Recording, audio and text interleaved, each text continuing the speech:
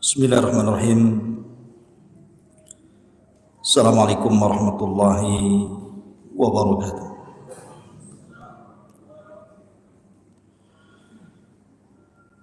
Alhamdulillah. Alhamdulillahilladzi arsala rasulahu bil huda wa dinil haqq liyudhhirahu 'alad dini kullihi wa kafa billahi shahida wa kafa billahi wakila.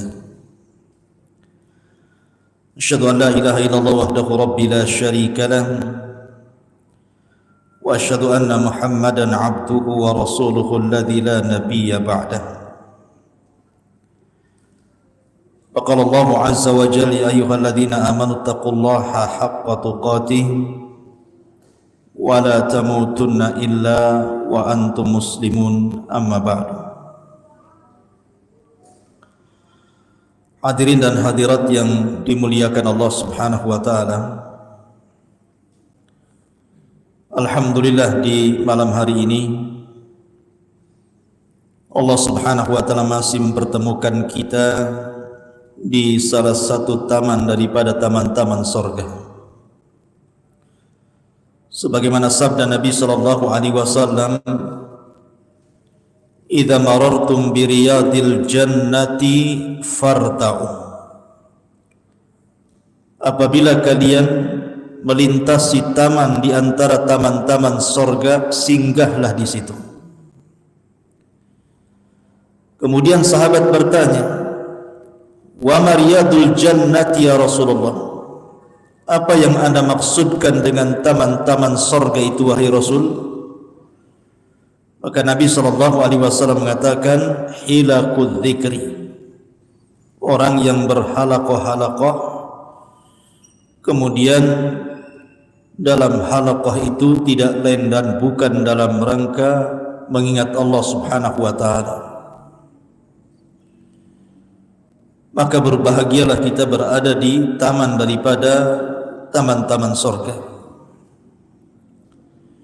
Namun demikian tidak banyak orang yang mau duduk di taman-taman surga. Kemudian salawat dan salam kita haturkan kepada Nabi besar Muhammad sallallahu alaihi wasallam. Allahumma salli ala Muhammad wa ala alihi wa sahbihi wa man sara ala nahjihi ila yaumiddin. Pembahasan di malam hari ini masih membahas tentang muqaddimah dari tanda-tanda kemunculan kiamat besar. Dan saya sudah memberikan muqaddimah tentang kemunculan Al-Mahdi Al-Muntadhar, Imam Mahdi yang ditunggu-tunggu kaum muslimin. Nabi SAW pernah mengatakan, mulukud dunya arba'atun, bahwa raja-raja yang pernah menguasai dunia itu ada 4. Mu'minani wa kafiran, yang 2 seorang mukmin dan yang 2 orang kafir. Adapun yang mukmin adalah Nabiullah Sulaiman dan juga Dzulqarnain. Adapun yang kafir, Namrud dan juga Bukhtun Nasr. Kemudian Nabi SAW menambahkan wa khamisuha, dan yang kelimanya adalah Al-Mahdi, Al-Imam Al-Mahdi yang namanya Muhammad Ibn Abdillah, yang akan muncul di akhir zaman. 5 orang ini akan menguasai dunia dan pernah menguasai dunia. Adapun yang 4 sudah berlalu zamannya. Adapun yang kelima Al-Mahdi akan datang zamannya, bahwa kaum muslimin akan dipimpin oleh seorang Al-Mahdi yang diberikan petunjuk oleh Allah Azza wa Jalla, yang akan menguasai dunia. Ma'asyiral muslimin yang dimuliakan Allah Azza wa Jalla, ada sebuah hadis yang dicantumkan dalam Sunan Abi Dawud. Hadis ini dari Mu'adz bin Jabal radhiyallahu an. Nabi SAW bersabda begini bunyinya: Imran Baitil Maqdisi kharabu Yathrib, wa kharabu Yathribi khurujul malhamati, wa khurujul malhamati fathul Qastantiniyah, wa fathul Qastantiniyati khurujud Dajjal. Kata Nabi SAW, Imranu Baitil Maqdis, apabila pusat kekuatan kaum muslimin sudah tegak di Baitul Maqdis, artinya poros kekuatan kaum muslimin di akhir zaman itu bertempat di Baitul Maqdis, Palestina. Di sini akan tegak khilafah ala minhajin nubuwah, khilafah di atas minhaj kenabian. Siapa yang memimpin mereka? Yang memimpin mereka Al-Mahdil Muntadhar, Imam Mahdi yang ditunggu-tunggu. Dengan berdirinya kekhilafahan di Baitul Maqdis di akhir zaman, maka Yathrib akan runtuh. Maksud Yathrib di sini adalah Madinatul Rasul, kota Madinah. Dan dengan runtuhnya kota Madinah, maka kaum muslimin akan berperang yang disebut dengan Malhamatul Kubra. Istilah Yahudi Armageddon, istilah kita Malhamatul Kubra. Dan perang ini adalah perang yang mengakhiri seluruh perang-perang sebelumnya. Ini perang maha dahsyat, jauh lebih perang dari dunia pertama atau dunia kedua, karena perang ini melibatkan semua manusia, dan perang ini disebabkan karena urusan agama. Jadi perang syar'i antara mukmin dan kafir. Nanti saya akan kisahkan bagaimana Malhamatul Kubra ini. Kemudian setelah kaum muslimin wa khurujul malhamah, ketika sudah selesai perang yang maha dahsyat ini, maka Nabi melanjutkan hadisnya, fathul Qastantiniyah. Setelah itu kaum muslimin akan membebaskan Konstantinopel. Di mana Konstantinopel? Istanbul, Turki. Wa fathul Qastantiniyati khurujud Dajjal. Dan apabila Istanbul atau Konstantinia dibebaskan kaum muslimin, disinilah muncul Dajjal. Lihat bagaimana urutan-urutan yang disabdakan Nabi SAW yang akan dilalui oleh Al-Mahdil Muntadhar di sini. Ma'asyiral muslimin yang dimuliakan Allah Subhanahu wa taala, Nabi SAW bersabda dalam sebuah hadis, kata Nabi SAW, la taqumus sa'atu warrumu aktsarun nas, tidak akan tegak hari kiamat kecuali bangsa Romawi adalah bangsa terbanyak dan terbesar di akhir zaman. Maksudnya bangsa Romawi di sini adalah orang-orang yang memeluk agama Nasrani. Dan Romawi ma'ruf di Rum sana. Kemudian ketika itu ditanyakan kepada Amr bin As radhiyallahu anhu tentang masalah ini, apa alasannya orang-orang Nasrani jauh lebih banyak jumlahnya di akhir zaman dibandingkan orang-orang Islam? Padahal mungkin hari ini kalau seandainya di data gitu ya, seluruh dunia umat Islam masih yang terbanyak, tapi di akhir zaman orang-orang Nasrani jauh lebih banyak dibandingkan kaum muslimin. Maka Amr ibn As menjelaskan alasannya. inna fihim khisalan arba'a, karena orang-orang Romawi, orang-orang yang beragama Nasrani itu punya 4 sifat. Yang 4 sifat ini membuat orang-orang di luar dari agama Nasrani masuk ke Nasrani. Ada daya tarik. Yang pertama, kata Amr bin As, innahum la ahlamun nas inda fitnatin. Karena orang-orang Nasrani itu orang yang paling lembut ketika menghadapi fitnah. Jadi orang-orang Nasrani itu pula kelembutan hati. Kasihan melihat orang susah gitu. Artinya tidak pernah mengeluh. Sesusah apapun mereka tidak mengeluh. Beda kalau kita ya, baru di PHK sehari saja dunia rasa kiamat katanya. Kayaknya rezeki Allah itu hanya di PT itu saja. Kita ini baru diuji dengan ujian sekali saja sudah goyang hatinya kan. Lah orang Nasrani tidak.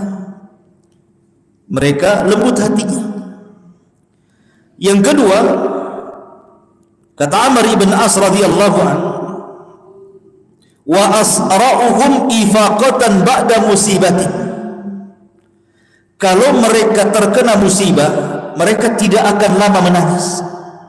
Mereka akan cepat bangkit. Beda dengan kita ya. Jangan musibah kematian, musibah istri lari dari rumah saja sudah stres kita ya. Kepikiran saja. Artinya bahwa taruhlah seandainya ada musibah berupa tsunami, akhirnya kemudian menerjang orang-orang Nasrani sampai banyak korban, mereka cepat bangkit. Mereka tidak mau terpuruk seperti itu. Itulah kelebihannya orang Nasrani di zaman itu, maksudnya di akhir zaman. Kemudian yang nomor 4, wa khairun nas limasaqinihim wa du'afaihim. Orang Nasrani itu, orang Romawi Nasrani ini, mereka paling baik khususnya kepada fuqara wal masakin. Mereka suka nolong. Makanya dakwahnya kristenisasi itu menggunakan kekayaan dan diberikan kepada fuqara wal masakin. Makanya mudah orang-orang masuk Nasrani kan. Sebab kalau kita ini berdakwah ngajak orang di luar Islam masuk ke dalam Islam dan mereka orang-orang susah, mereka akan mengatakan kami tidak butuh dalil, kami butuh beras. Akhirnya kemudian banyak orang yang tidak mau memeluk Islam. Kalau seandainya kita mengajak manusia dengan ekonomi, banyak orang tertarik. Makanya saya dulu waktu saya masih di Singapura, saya punya kawan orang Thailand, orang Patani. Dia jarang sih, sekali-kali lah ke Singapura. Jadi dia cerita, rupanya setelah saya tanya-tanya, dia ketua perhimpunan mu'allaf di Thailand saja, di Patani itu. Dan bukan 1-2, sudah ribuan orang-orang pedalaman masuk Islam karena dia. Ketika itu saya tanya, dengan apa? Padahal secara lulusan agama, artinya sekolah gitu, dia tidak pernah kuliah di luar negeri, ilmunya pas-pasan, tetapi dia bisa mengislamkan ribuan orang-orang pedalaman masuk dalam Islam. Jadi saya katakan kuncinya apa? Kemudian dia mengatakan, saya membagi-bagikan kartu nama. Mak, kartu nama saja orang bisa bahasa Islam. Kartu nama, depannya alamat kantornya, belakangnya ucapkanlah 2 kalimat syahadat maka Anda akan selamat. Jadi saya tanya, hanya dengan kartu nama? Ya, dengan kartu nama. Tapi kartu nama itu diselipkan di beras 1 karung. Jadi diselipkan di beras 1 karung, di telur 1 kerat gitu, kasihkan. Jadi bukan orang lihat kartu namanya, karena dikirim beras itulah setiap bulan. Akhirnya nengok kartu nama, akhirnya mereka pun berkumpul bersyahadat. Lu lihat, terkadang orang bisa masuk Islam itu karena ekonomi faktornya kan awalnya, tapi ribuan orang bisa masuk Islam, luar biasa. Padahal Rasul pernah mengatakan kepada Ali radhiyallahu an, la an yahdiyallahu rajulan wahidan bika khairun laka min humrin na'am. Kalau lantaran lisanmu satu orang saja dapat hidayah, itu jauh lebih baik daripada unta merah, kinayah daripada dunia yang teramat mahal. Ini yang ketiga. Kemudian yang keempat, wa amna'ahum min dzulmil muluk. Karena mereka itu paling tidak suka dengan para pemimpin zalim. Tidak suka. Orang-orang Nasrani itu tidak suka dengan para pemimpin zalim. Ini yang menyebabkan Nasrani Romawi di akhir zaman itu banyak pengikutnya, dan mayoritas dan jumlah mereka jauh menandingi jumlah kaum muslimin di akhir zaman, kata Amr bin As. Tapi walaupun demikian, kaum muslimin punya kekuatan yang diperhitungkan nanti di akhir zaman itu. Lihat hadis setelahnya. Nabi SAW bersabda, kata Nabi SAW, satu salihunar ruma sulhan amina. Kalian akan berdamai bersama orang-orang Romawi di akhir zaman, akan bekerja sama. Kita dengan orang-orang Nasrani di akhir zaman itu akan bekerja sama, akan melakukan hudnah perdamaian, kemudian kerjasama perang. Siapa yang diperangi? Kata Nabi SAW, fatadzuna antum wahum aduan min waraihim. Maka kalian bersama orang-orang Nasrani itu akan memerangi musuh di belakang kalian. Rasul tidak menyebutkan siapa musuh yang diperangi di akhir zaman oleh kaum muslimin dan orang-orang Nasrani. Padahal Nasrani kuat, tapi tidak bisa menyerang musuh ini. Akhirnya terpaksa orang-orang Nasrani bekerja sama dengan kaum muslimin, menunjukkan kaum muslimin punya izah di akhir zaman, kan? Karena diajak kerjasama. Maka ketika jumlah kaum muslimin disatukan dengan jumlah orang Nasrani, kemudian menyerang musuh di belakang mereka, maka Allah menangkan. Ada yang mentafsirkan, ini ulama kontemporer, yang dimaksud musuh di belakang kalian, ada yang mengisyaratkan kepada bangsa Cina, karena Cina bukan Nasrani, kan? Ya, Cina orang musyrikun, mereka penyembah berhala. Artinya bahwa akan terjadi peperangan. Wallahu a'lam. Kita tidak boleh langsung, oh itu maksudnya Cina. Enggak. Ini ada yang memprediksi seperti itu, karena Nabi tidak menyebutkan negara mana. Nabi hanya mengatakan akan memerangi musuh di belakang kalian, dan Allah menangkan. Ketika Allah Subhanahu wa taala menangkan dalam perang ini, di sini terjadi saling klaim antara orang-orang Nasrani dengan kaum muslimin. Kata orang-orang Nasrani, ghalabas salib, ghalabas salib. Ini kemenangan kami, bangsa salib. Tapi orang-orang Islam marah dan mengatakan, balillah ghalab. Bahkan Allah yang telah memenangkan perang ini, bukan kalian. Maka terjadi cekcok itu. Kata orang Nasrani, ini perang kami, kami yang menang. Kata orang Muslim, ini perang bersama, Allah yang memenangkan perang ini. Akhirnya cekcok. Kemudian berperanglah dalam bentuk pasukan kecil. Maka orang Nasrani pun kemudian membunuh seorang Muslim ini. Bangkitlah kaum muslimin. Akhirnya seorang Muslim ini membunuh orang Nasrani tadi, kemudian mengambil salibnya dan mematahkannya. Ingat, salib itu lambang bagi orang Nasrani, kalau dipatahkan sama ngajak perang, kan begitu. Cuman masalahnya mereka ada perjanjian damai, tidak boleh saling menyerang. Tiba-tiba peristiwa yang kecil ini kemudian menjadi besar. Maka pasukan Nasrani pun akhirnya kemudian, kata Nabi SAW, fayaqdirunal qawmu wa takunu al malahim. Tiba-tiba kemudian ada sebagian pasukan Nasrani tiba-tiba menyerang pasukan kaum muslimin yang kecil, dibantainya kaum muslimin. Maka mendengar pembantaian ini, maka Al-Mahdi Al-Muntadhar, Imam Mahdi yang memimpin, bangkit ketika itu. Ini ngajak perang namanya.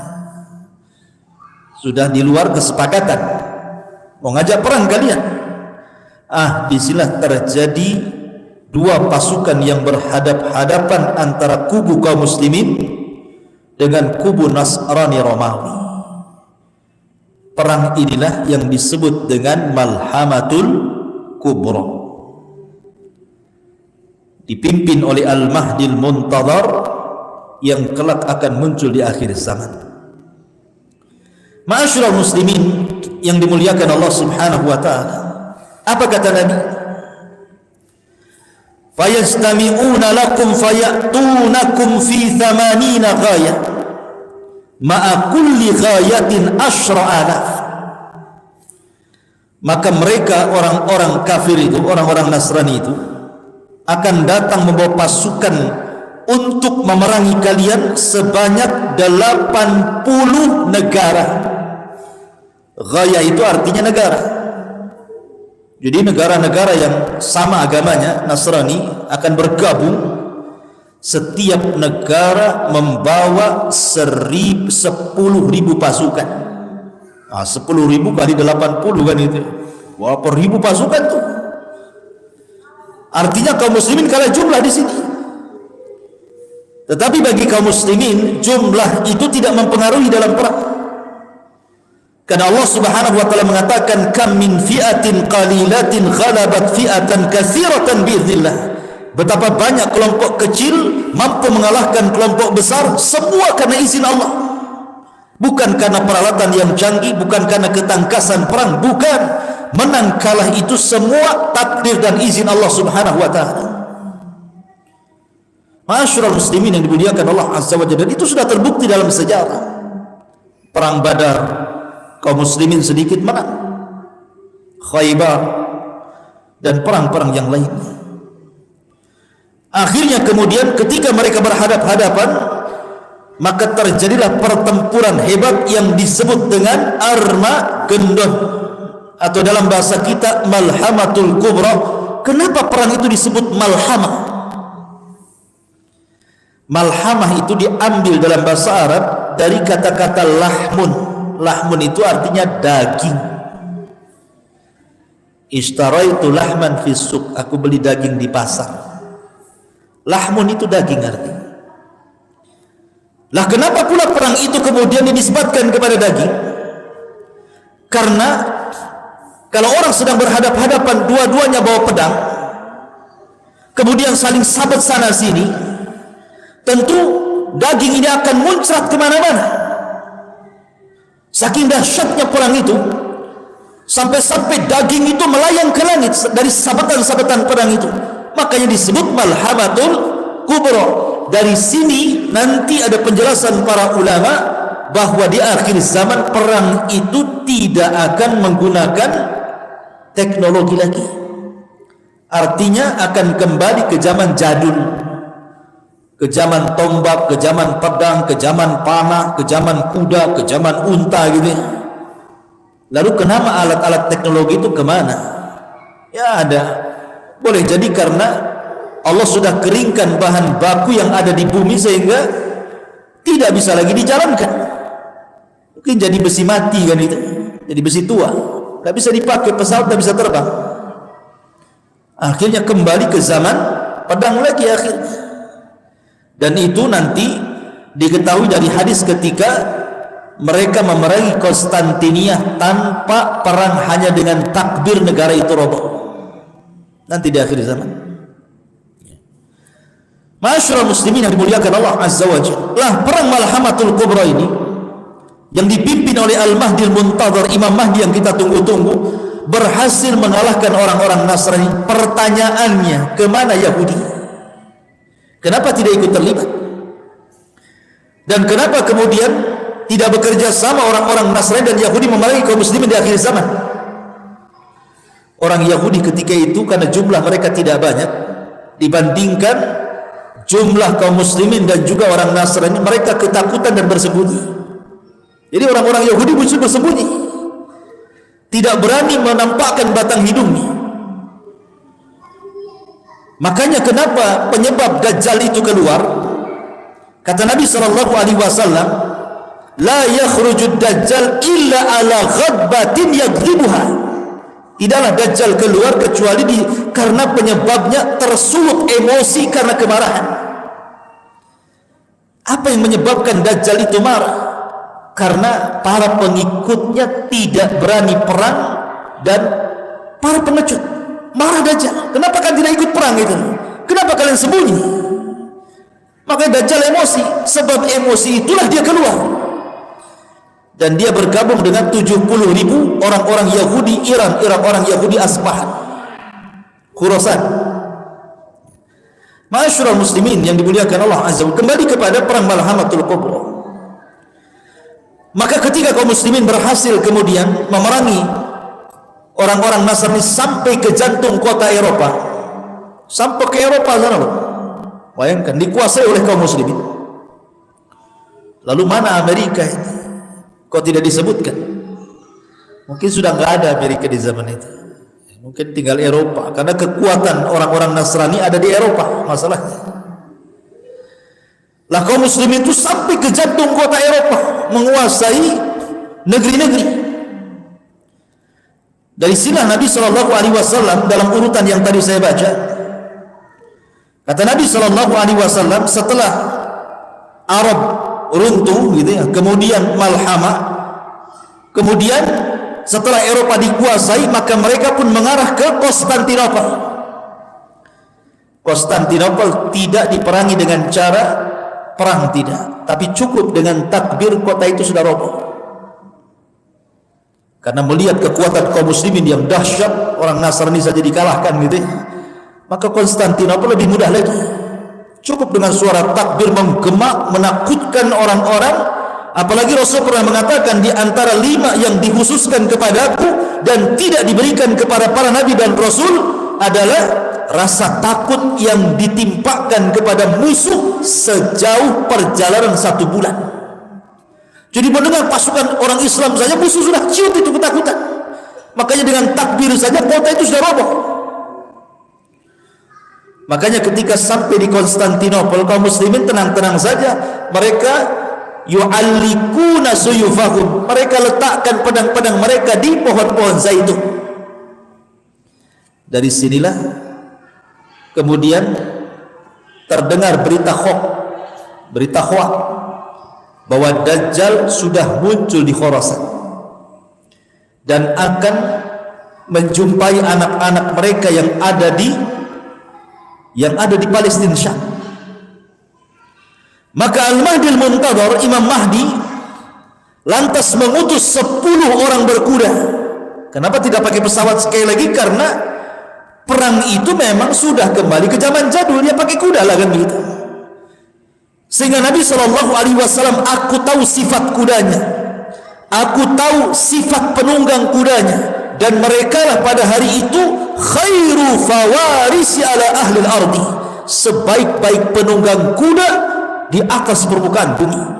Saking cepatnya dari Eropa, dari Konstantinopel, bayangkan, menuju Palestina untuk memastikan Dajjal itu muncul atau tidak. Rupanya berita itu hoax, Dajjal tidak muncul. Balik lagi mereka melaporkan bahwa Dajjal tidak muncul. Tetapi setelah peristiwa itu Dajjal muncul. Dan ingat, Dajjal itu keluar di negara yang mayoritasnya orang-orang Syiah. Di mana? Iran. Di situ ada kota namanya Asfahan. Di kota Asfahan itu, disitulah kotanya orang-orang Yahudi di Iran. Dan jumlahnya mencapai 70.000 orang-orang Yahudi Asfahan, lengkap dengan atribut di kepala keyahudiannya itu. Dan nanti Dajjal akan mati di negara yang mayoritas Yahudi, Israel. Di situ ada kota namanya Babil Lud. Di situlah Dajjal meninggal. Muncul dari negara yang mayoritas Syiah, meninggal di negara yang mayoritas Yahudi. Seolah-olah ada hubung kait Syiah dengan Yahudi di sini. Ya. Masyurah muslimin yang dimuliakan Allah Azza. Adapun kisah Dajjal itu ada kisah tersendiri panjang. Kita kembali kepada kisah Al-Mahdi Al-Muntadhar. La Imam Mahdi Al-Muntadhar, Imam Mahdi yang ditunggu-tunggu, Muhammad ibn Abdullah Al-Alawi Al-Hasani, yang Allah Subhanahu wa taala perbaiki dalam satu malam. Kan Imam Mahdi itu kan tidak tahu dirinya bahwa dia akan menjadi Imam Mahdi dan dibaiat oleh kaum muslimin. Kan tidak tahu. Kalau orang sekarang sudah tahu aku Imam Mahdi, saya Mahdi baiat saya. Loh, Imam Mahdi itu tidak tahu dia kalau Imam Mahdi. Gimana pula kau tahu saya Mahdi baiat saya, katanya. Hadis Nabi yang mengatakan bahwa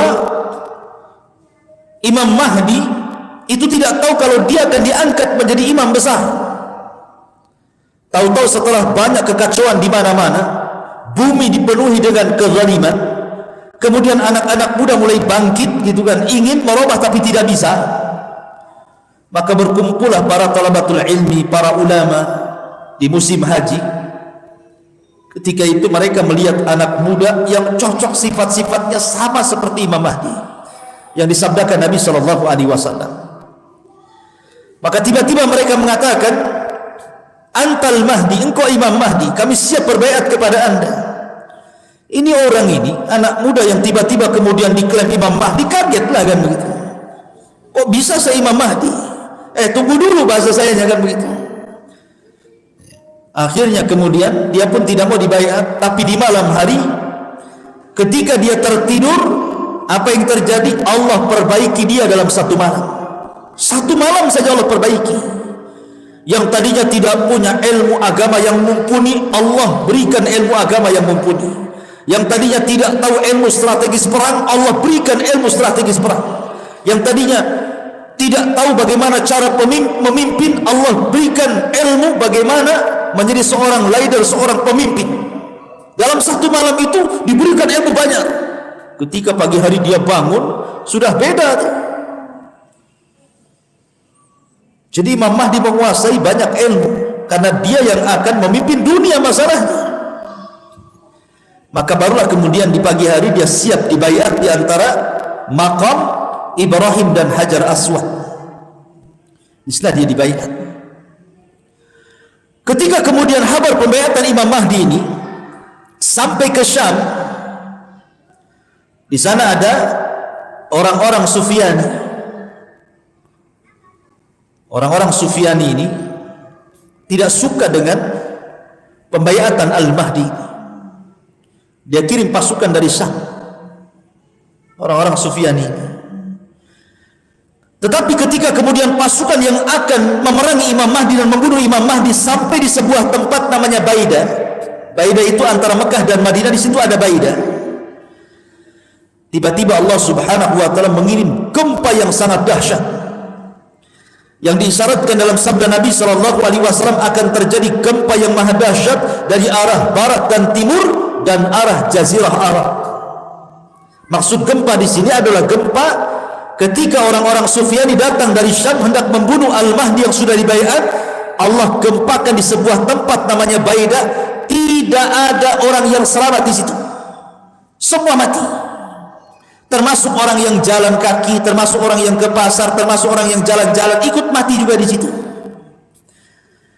Tidak tersisa satu jiwa pun. Sampai Aisyah radhiyallahu anha bertanya kepada Rasulullah, kenapa orang-orang yang tidak terlibat dalam pasukan yang akan merangi Imam Mahdi kok ikut mati di situ? Bagaimana pertanggungjawaban mereka di hadapan Allah? Maka Aisyah radhiyallahu anha mengatakan, yub'atsuna yaumal qiyamati ala niyyatihim. Mereka akan dibangkitkan pada hari kiamat sesuai dengan niat-niat mereka. Kalau niatnya hendak memerangi Imam Mahdi, mereka orang jahat. Tapi kalau niatnya jalan ingin ke pasar, jalan ingin berdakwah, jalan ingin sebuah hajat meninggal, maka tentu beda hukumnya dengan orang yang meninggal dalam rangka untuk memerangi Al-Mahdil Muntadhar yang baru saja dibaiat. Dan ini ciri-ciri yang paling zahir, ciri-ciri yang paling tampak. Kalau sudah ada gempa di Baidah antara Mekah dan Madinah dan menenggelamkan pasukan perang yang sangat besar, berarti Imam Mahdi sudah muncul. Kalau belum ada gempa di Jazirah Arab, jangan harap Imam Mahdi muncul, karena ini tanda yang paling jelas. Pertanyaannya, orang-orang yang mengklaim sebagai Al-Mahdi, di Arab sudah ada gempa belum tuh? Di Baidah sudah ada gempa belum? Karena kalau dia mengaku Imam Mahdi dan mengklaim kemudian dibaiat, maka dia akan dibunuh oleh orang-orang Sufyani dari Syam. Akan dibunuh. Mereka bawa pasukan besar untuk membunuh Al-Mahdi, tapi Allah tenggelamkan di Baidah. Berarti kalau seandainya mengklaim bahwa saya Mahdi atau si fulan Al-Mahdi, sementara belum ada tragedi penenggelamkan pasukan di Baidah, berarti dusta pengakuannya itu. Karena itu alamat yang paling jelas munculnya Imam Mahdi. Ada gempa di Baidah antara Mekah dan Madinah. Ketika itu, maka Al-Mahdi pun diminta untuk datang ke Palestina. Maka bergeraklah dari Mekah dibaiat, kemudian ke Madinah dibaiat, banyak orang Arab yang ikut baiat. Kemudian Imam Mahdi pun datang ke Palestina karena kekuasaan kaum muslimin di situ. Dari sini hadis Nabi SAW, apabila khilafah minhaj nubuwah itu sudah berdiri di Baitul Maqdis. Karena sebelumnya mereka hanya pasukan-pasukan ya biasa bertempur melawan orang-orang di luar daripada Islam, tapi belum tercapai sebuah khilafah. Kata Nabi SAW, nanti di akhir zaman dari hadis tentang 5 fase. Karena ada fase kenabian, ada fase mulkun wa rahmah gitu ya, ada fase jababirah gitu, kemudian ada fase kerusakan gitu, yang terakhir khilafah ala minhaj nubuwah. Maksudnya khilafah ala minhaj nubuwah ini berdirinya kekhilafahan di Palestina kapan? Nanti di akhir zaman, dan akan diikuti pasukan yang membawa bendera hitam, sehingga banyak kemudian orang terperdaya dengan ISIS kan. Ketika berdirinya negara ISIS di Irak dan juga Syam, banyak orang yang menyangka kemunculan Imam Mahdi karena bendera yang mereka acungkan itu bendera berwarna hitam bertuliskan la ilaha illallah. Setelah perang dengan Amerika kalah, masa pasukan Mahdi kalah? Dia akan menang, tidak akan kalah. Akhirnya banyak orang-orang yang tertarik dari semua negeri, sampai dari Indonesia ketipu. Banyak orang datang dari negeri kita kemudian gabung dengan ISIS yang ada di Syam dan Irak, disangkanya itu pasukan Mahdi. Pasukan Mahdi dari Hong Kong. Itu bukan pasukan Al-Mahdi, itu para pengacau, para teroris, dan ulama sudah memfatwakan faham mereka persis seperti paham Khawarij. Karena manhaj mereka manhaj takfir, mengkafir-kafirkan di luar kelompoknya. Siapa yang tidak berbaiat kepada pemimpin mereka kafir. Akhirnya semua kaum muslimin yang tidak ikut dengan ISIS itu dikafirkan, semua halal darahnya. Ini kan ngeri, ikhwan. Masyaallah muslimin yang dimuliakan Allah, muncul lagi sekarang istilah Taliban. Sekarang sudah muncul lagi karena Taliban menguasai Afghanistan. Amerika menyingkir, NATO juga menyingkir, akhirnya dikuasai lagi. Sekarang sudah muncul lagi prediksi ini.